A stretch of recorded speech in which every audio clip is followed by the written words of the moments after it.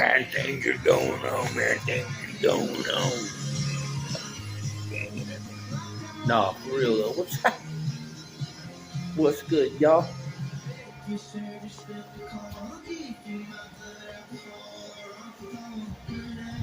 Coming at you like a new coat. Like a new coat, fool. Like this new grenade shit, man. My G, I got some stripes and shit, my G. I got my stripes, G. This grenade coat is filthy, dog.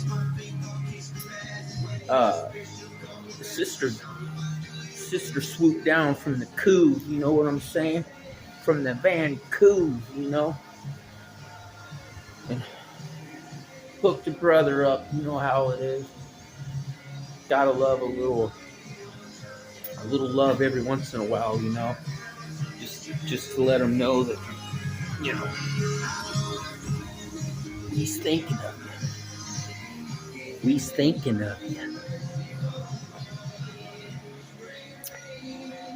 Yeah, I just wanted to come at y'all and you know, just canines, you know, like dogs, you know. A little quick dog story.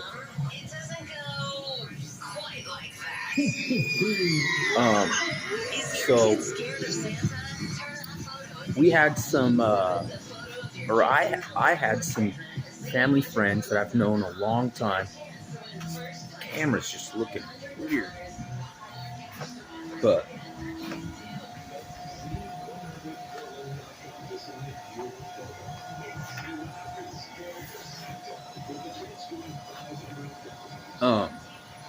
so my friends that are like, you know, okay, we go way back. Let's see if I can, excuse me, guys. There we go.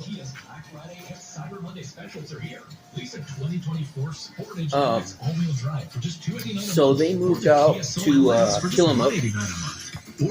Tillamook, if you all know that, you know, on the beach and shit. They moved out there, but it's not in town. You go to Tillamook, and then you cruise up Trask River Road. It's up the Trask Mountain. So you basically go up a mountain. It's insane. There's black bear, elk running across the road. They actually hit a elk with their Toyota Tundra, you know, the 5.7 I-Force and all that. And they hit the elk and put the truck in the shop, and then they had this heavy duty extra big bumper put on. But anyways, they have English Mastiffs. They've always had English Mastiffs, or like bull Mastiffs. That's it. And they went hard. You know, they would have like 5-6 of them. You know, 180, 200 some odd pounders. And he's a big hunter, you know, vacationer type dude now that he's retired and shit. And so he liked to go on his hunting trips for, you know, for long, you know, vacation, go wherever. And he couldn't find no one to watch his dogs for him when he would go on these trips. No one wanted to watch his dogs, because they scared the people, they intimidated the people. The people couldn't even get in the yard, you know, because the dogs wouldn't even let them in. So at the time, the bull mastiffs were gone, and they were strictly English Mastiff. And so one of the first trips, I went up there. I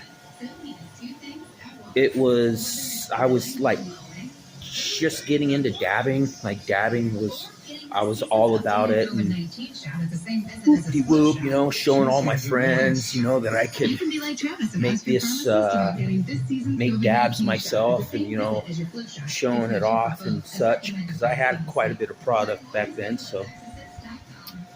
But anyways, I was up there, and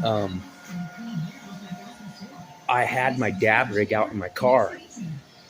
So I'm like, okay, I'm gonna run out to my car real quick and just take a fatty dab, and the homie, my buddy, he's older, he's a retired sheriff, and his wife is a current, well, not really sheriff, she has been, but she now is just a probation officer. But she's straight up, she's on the SWAT team. She's a badass bitch. She's my friend's mom. I've known her since I was 10 years old. So I run out to the car and I torch up my nail. I got an old KO knockout titanium banger on this big glass, like straight tube looking thing, long. And I'm out there torching. I get this this nail red hot, and I throw the dab on there. I start ripping the dab, and I hear the door open, and she starts walking out of the front yard out towards the car and shit. And I blow out the hit real quick, and I toss the fucking dab rig on the floorboard of my car, and it leans over and like rests on the seat of my car at 800 degrees, and she comes out and I'm just blowing it out, and I barely avoided her straight up catching me taking that fatty dab, but I did leave a fatty burn mark on the bottom of the seat, driver's seat in my car. If you look, there's a fatty little memory burn there. But anyways, for the English Mastiffs, the male, they had a big male at the time. His name was Mongo from the Congo. Son, you heard? Mongo from the Congo. He was 220 pounds. And then they had him neutered. See, I could go up there and watch these guys' dogs for him, and they would leave the entire house for me all alone for weeks at a time. And they lived right on a finger of the Trask River, where there was cutthroat, salmon, you name it. I could go down there and go fishing any time of the day, whenever I wanted to. Go throw some fresh cutthroat up on the grill and shit. And they're cutthroat are hard to catch, but sure fun, fun to fish for. Oh, we got an emergency. I'm drying out some undisclosed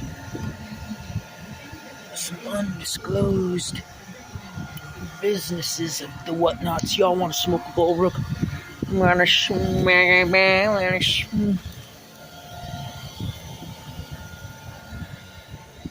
if you don't calm down, listen here, Win.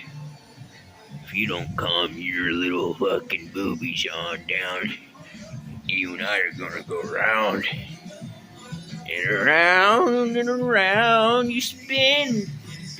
Mongo was 240 pounds. Mongo swelled up to 240 pounds after he got neutered. And he probably got neutered at 4 years old, 5 years old. They had him neutered late. So you got this English Mastiff, Mongo, 240 pounds, walking this dog. We had a van that was hollowed out, no seats in the back. This motherfucker jump up in the back of the van and frickin' bark, and damn near shatter the fucking windows. He had so much he was so loud when he barked. Dude, when you got a 240 pound pit bull watching after your ass, you know, buddy, like that fucking dog would do anything for you, bro. Kill a deer for you, like fight a black bear for your ass. Bring down an elk, 240 pounds. That motherfucker's a beast. When that dog was born, the litter of puppies, it was just him. The mom had one puppy, and it was him. All the energy from the pregnancy and the birth went into him. And so, regardless to say, this dog was special to me, you know. And of course, we have the female dogs. They're about 175 pounds, full of piss and vinegar and attitude. And so the thing was, you know, she said, you know, if they fight, you know, if they get into a fight, yada yada. You know, I basically they did. Mongo, he got in a fight one day with one of the females for stealing his bone. And you can't stop a 240-pound Mastiff when he's on a mission. He's going to dominate his hoes. He's going to slam some hoes. He's going to keep them bitches in check. You know, pull the leash on their ass. And there's nothing really you can do. You know, I mean, so yeah, he didn't hurt her really bad. She had like a little nip on her ear and stuff, but he freaking threw the kitchen sink at her. You know, they stand over. You know, the dominate thing. Mastiffs are really intense. They require a lot of attention. You know, a lot of love, a lot of you know, a lot of order. You got to serve them up and be that top alpha dog one way or another. Otherwise, that Mastiff, you know, that's a when you and I've talked before. You and I've talked before, Win. Now listen here, goddamn you, don't make it. Just doing it again, folks.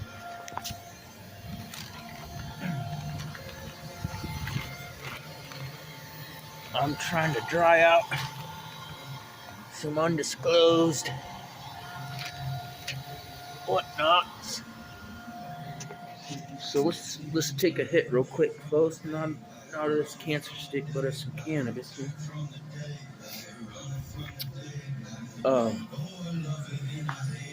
So yeah, I just wanted to tell you all about that. You know, much love to Mongo. Shouts out. You know, Mastiffs, they don't live that long. 7, 8 years, 9 years, they're gone. You know, especially a 240-pound dog who lived an adventurous life. That's how we walked that dog. He'd load up in the van and we'd take off out down a freaking old hunting road, you know, or some shit. And the dog would get out and he and I would just sit there and bullshit in the van, driving down the road all slow, kick back with the dog, you know, looking in the rear view. We'd see Mongo, you know, chasing after us. Not really, you know, he'd be jogging. We just drive slow. That's how he got his exercise all the time. He loved it. I was walking him, and he actually did see a deer one day, and I let him off the leash. He freaking tore off through clearing bushes, trying to catch that deer. Silly guy. And y'all, much love to the animal kingdom, all the kingdoms. Stay up, y'all.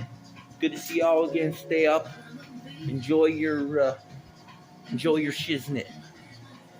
Yay!